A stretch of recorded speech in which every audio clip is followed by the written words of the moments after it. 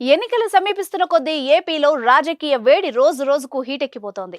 అధికార ప్రతిపక్షాల మధ్య మాటల తూటాలు పేలుతున్నాయి. సోషల్ మీడియాలో కమెంట్ల కొట్లాటకు అదుపు లేకుండా పోతోంది. ముఖ్య నేతల మధ్య ట్వీట్ల యుద్ధం నడుస్తోంది.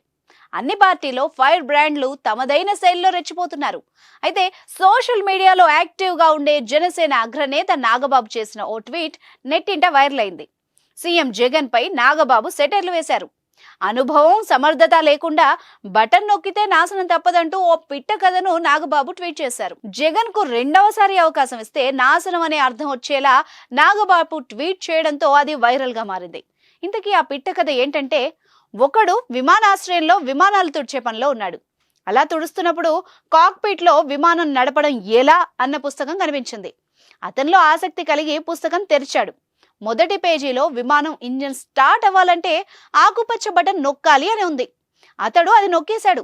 విమానం ఇంజిన్ స్టార్ట్ అయింది. అతడికి ఆసక్తి పెరిగింది. రెండో పేజీ తిప్పాడు. విమానం కదలాలంటే పచ్చ బటన్ నొక్కండి అని రాసింది.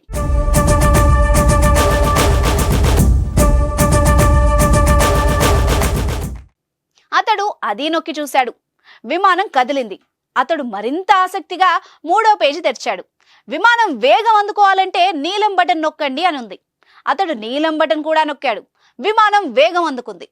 అతను రెట్టించిన ఉత్సాహంతో నాలుగో పేజీ తిప్పాడు. విమానం గాల్లోకి ఎగరాలంటే ఆరెంజ్ బటన్ నొక్కండి అని ఉంది. అతను ఆరెంజ్ బటన్ నొక్కాడు. విమానం గాల్లోకి లేచింది. యమ వేగంతో గాల్లో తేలుకుంటూ పోతున్న విమానంలో ఉన్న అతను ఐదో పేజీ తిప్పాడు. విమానం కిందకు దిగాలంటే ఈ పుస్తకం రెండో వాల్యూమ్ కొనండి అని ఉంది. ఇందులో నీతి ఏంటంటే, నడపడం అంటే బటన్ నొక్కడమే కాదు, సమర్థత, అనుభవం కూడా ఉండాలి.